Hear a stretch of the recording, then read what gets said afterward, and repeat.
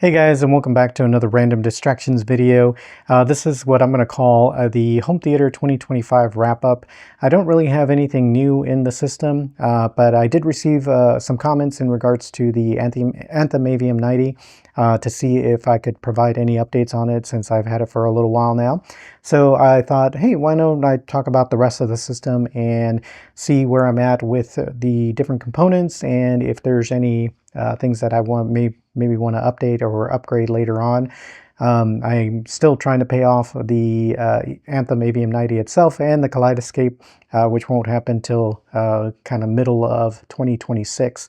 So there's still some time for me to enjoy what I currently have and then decide what I want to do next. So let's take a look at the system.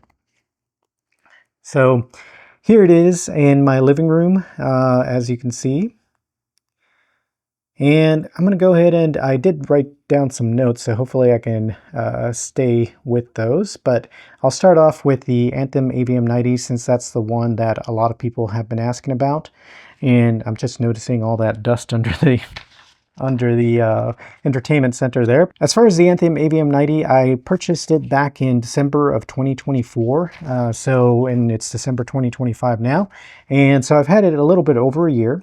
And in short, I love it. And I feel that it's definitely my end game processor. Like, I don't really want or need anything else because this thing has been great. Everything I watch on it sounds good.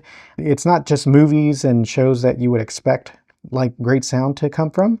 But since, like I mentioned, it's in our living room, so we turn it on every day. So even like regular shows like the Great British Baking Show, or we recently saw an episode of Chef's Table Legends about Jamie Oliver. And I wouldn't have expected it, but like the musical cues in that sounded really great in there. There was some good bass in there, and there's just some good sounds in there. For those movies and shows that have more engaged mixes, what I'm getting is more engagement from the surround. So not just the left, center, and right that are sounding great, but the surrounds are actually becoming more active. And I'll give you an example of a show that I've been watching. So Monarch on Apple TV, there was one scene in episode 6 where a couple of people were just kind of talking. If you've seen that episode, it's the one where they're talking to Dr. Suzuki, the creator of the gamma ray simulator. And they're just talking in this, like by a lake or something like that. And you hear like these birds and other sounds of the environment. And during that scene, I was like, wow, I kind of feel like I'm in the middle of this scene. So just things like that, it just sounds really great. Where it really shines, though, is in music. For me, there seems to be great detail, and I'm not sure if this is going to make sense, but it sounds clean. Like voices, instruments, the bass, they all just sound really clean. Like there's one song that I listened to where before the bass note just sounded like a bass note, and then now the bass note actually sounds like it's coming from an instrument, and I can like really hear that sound of that instrument making that bass sound. I will say it's not perfect though. There are some things that I currently don't like. So I don't have a subscription to like a high-res audio streaming service like Qobuz or Tidal. I've been a Spotify member since 2012, and I kind of always just stuck with that. And I was glad to hear that they would finally be offering lossless audio, which they've been talking about for many years now. But unfortunately, as of the recording of this video, even though the Anthem does support Spotify Connect, when I go into the settings for changing the quality, the best I can do is very high. So lossless, unfortunately, is not offered on the Anthem AVM 90 right now, which really bums me out because even just at the regular resolution that I can get right now sounds really good. So even if the lossless audio, because I've heard mixed reviews about whether or not it sounds better or not, but even if it's a minor improvement, I can only imagine how much better it would sound if I could do that. However, I'm hoping that maybe it's just a firmware thing and Anthem will decide to update that, and we'll be able to finally get that for this. The other thing that sometimes doesn't work quite right is the HDMI CEC.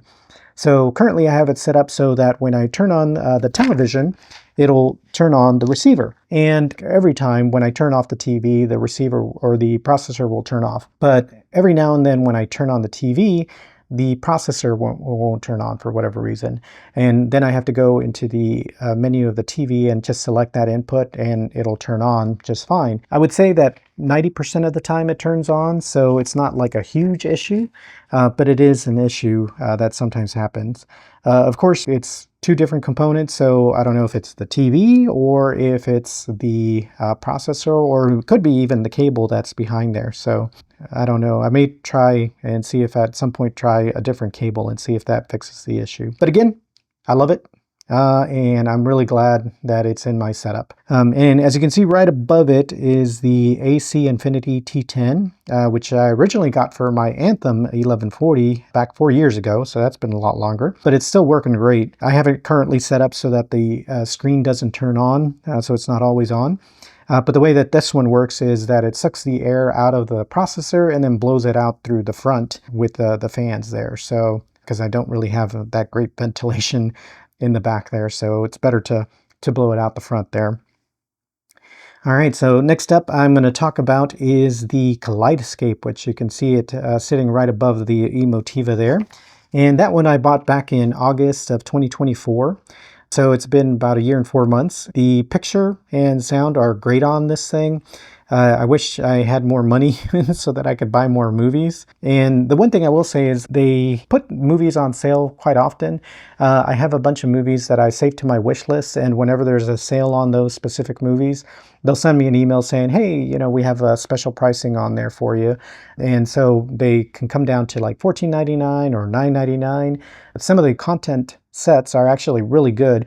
There's currently one right now, I think, for Godzilla. The 5-movie set is only like $40 or something like that. I think there's an option for Dune 1 and Dune 2 as well. That's like, oh, I can't remember now if it was like 20 or 24. Whatever it was, I remember thinking, oh wow, that's a really good price for all those movies. I think that's great that they, you know, they usually have sales at least for the movies that you're downloading, so you're not paying some sort of premium price for them. The one thing I do like is, for example, if there's a movie that I already have, I have like Interstellar right now, and I received a message saying that there was an update to it. They made some audio and visual improvements to the video itself. And I wish it would have a little bit more detail as far as like what they did and things like that, but all it says is that they just made an update. So that would be nice to know, but it's, you know, it's included, and if you already have it, then you get that update. For example, if you had like an HD movie or bought an HD movie, if they ever released it in 4K, then you would get that 4K update, you know, at no charge. So I do appreciate that whenever they do something like that, there's not an additional charge, or there's not a premium charge for movies in order to be able to get that. So I do like that. The one thing I do not like about the Kaleidescape is just how much they charge for it based on the amount of storage that they're giving you. So the Strato V that I have is only 1 terabyte, which is not that great as far as space, considering the purchase price. And for example, I saw that they recently released a smaller server that kind of, I guess, matches with the Kaleidescape Strato V, and it's an 8 terabyte, but it's like, why so much? So that is one downside that I don't like about the price. But who knows, maybe that's how they are able to provide the quality files that they send over here to the system. So the other thing which I had not realized was, and I only noticed this because I saw another video, but somebody mentioned that it doesn't support HDMI CEC. So if I were to use or turn on the Kaleidescape, it wouldn't turn on anything else. But I actually received an email from Kaleidescape. They send out emails every now and then talking about any updates that they're doing to the firmware or things that they're changing to the OS, things like that. And one of the things that it mentioned in this last email was that they would be adding HDMI CEC to the device. So I haven't checked to see if it's been updated on my device, but I'll definitely take a look at some point and see how that works. All right, and so now I'm gonna pan a little bit over here to the ceiling, and you can't see them, but behind the drywall there's exciters.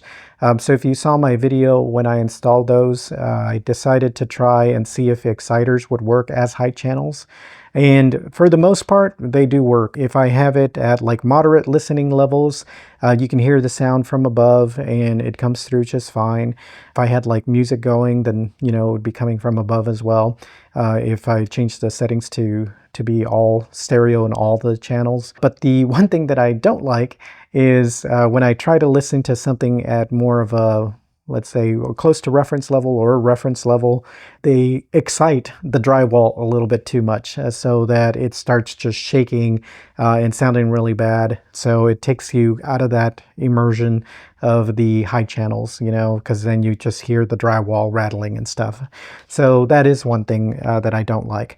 And I am considering getting in-ceiling speakers to replace those. I really wish that Arendal, which are the, I'll talk about in a little bit, would make in-ceiling speakers, but that's not an option.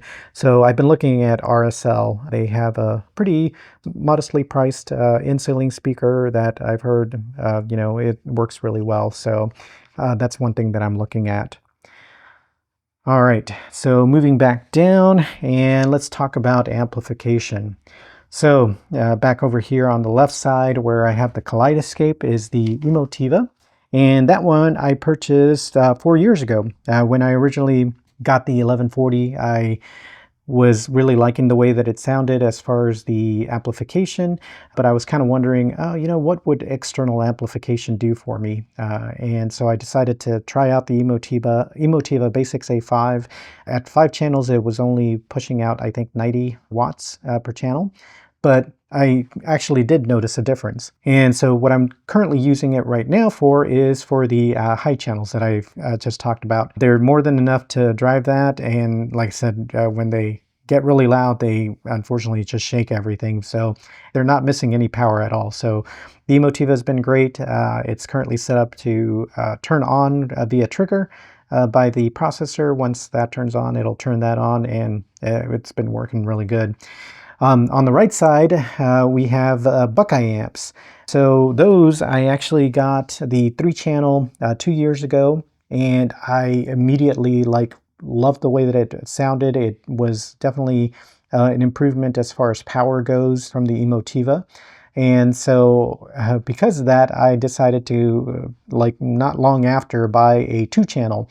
And the good thing was that it was a dented one, and you really can't see it. It's on the front panel, but you really can't see it very well. So I didn't really care.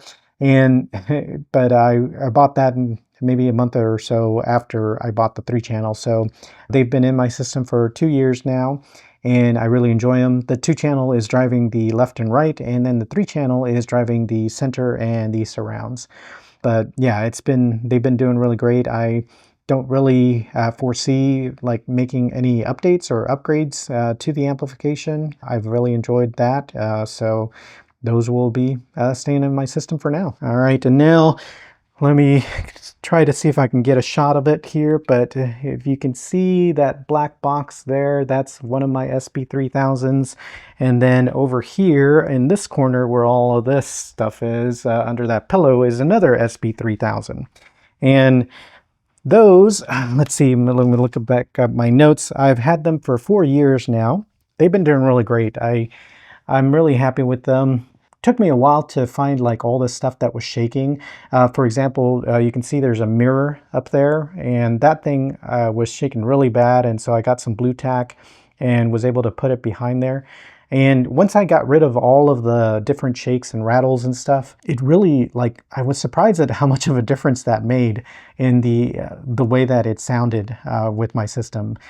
Because before, you know, everything sounded good, and I'm like, oh wow, it's shaking everything. But once I got rid of the shakes, the bass was just a lot cleaner and more impactful, and everything just seemed to clear up a little bit, because I think with the shaking of stuff, it was kind of muffling some of the sound that, you know, I needed to hear because something was still shaking and a new sound was happening. So that definitely helped. So if you have a lot of stuff that's shaking, try it to see if you can find all those shakes and see if you can make them stop and see if it makes a difference for you. Oh, one of the things that I do like about SVS is that it does have the app that you can make, you know, different changes to that.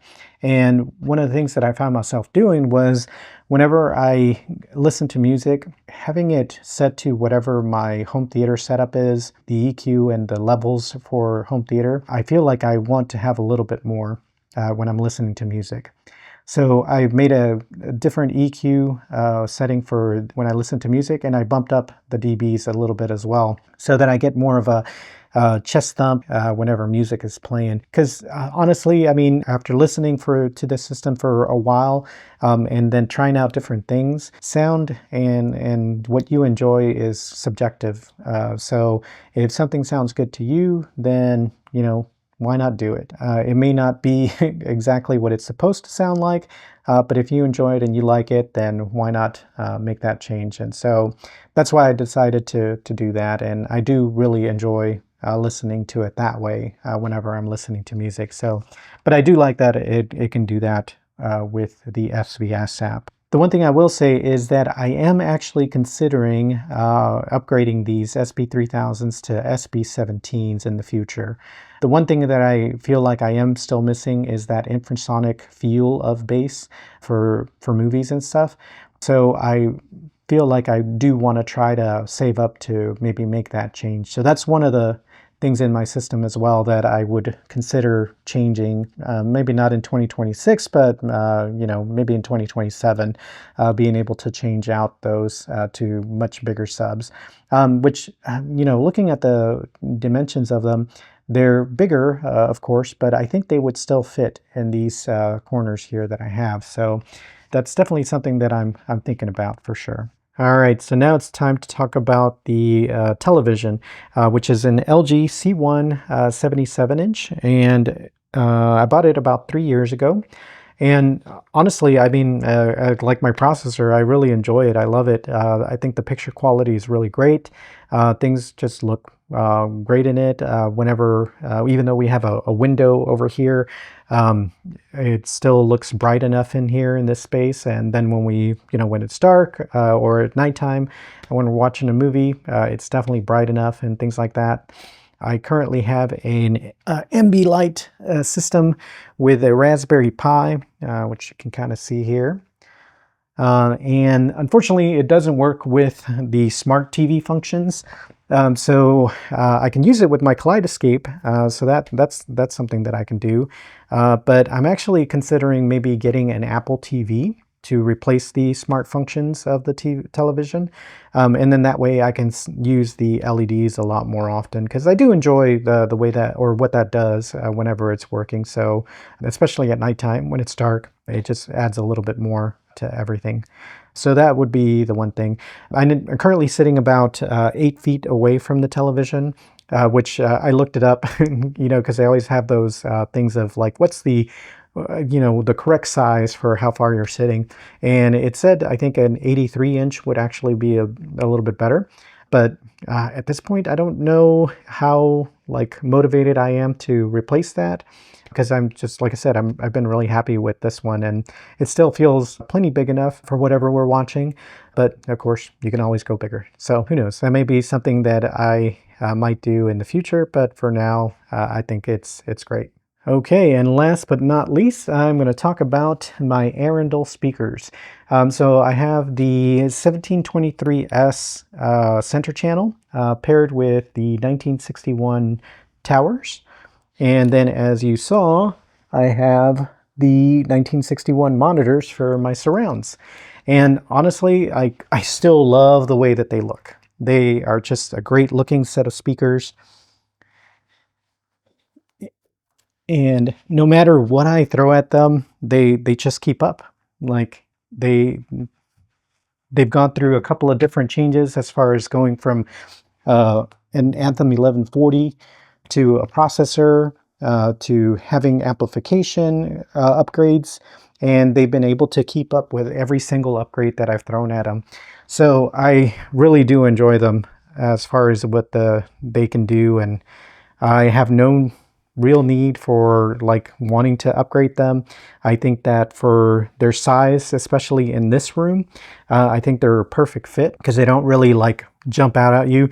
The center channel, now that I take that grill off, it definitely jumps out at you because it's just pretty big. And unfortunately, the surround speakers, because they're on stands and they're kind of like on the side of the couch there, they are certainly kind of stand out for sure. One of the things that I wish maybe one day I'll have a dedicated space so that, you know, they can really shine, and maybe even get more speakers around me so that I can get that, you know, bigger experience. But for now, I think that these are great speakers, and I've really enjoyed having them for the past 3 years, and I'm looking forward to just continuing to enjoy them as time goes on. All right, well, that's all that I have in regards to my home theater. If there's any questions that you have about any of the gear that I talked about, feel free to leave a comment. I always do try to answer them, although sometimes it takes me a little while to get back to you, but I will do my best to try to get back to you if you have any questions. Like I said, there's only a couple of things that I would really want to upgrade for my system, but I've been really happy with it for these past few years. The one big one maybe being that dedicated space. And so the one thing that would help is to make sure to subscribe and like this video. That would continue to motivate me, and, you know, and seeing if I can try to do more stuff in here or do different things.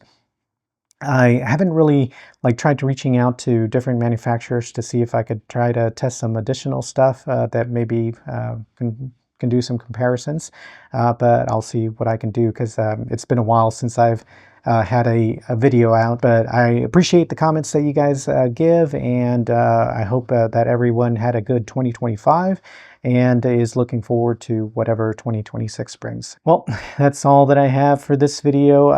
Like I said, I would definitely appreciate a like, and make sure to subscribe so you'll be notified when the next one drops. Until then, I hope you have a good one.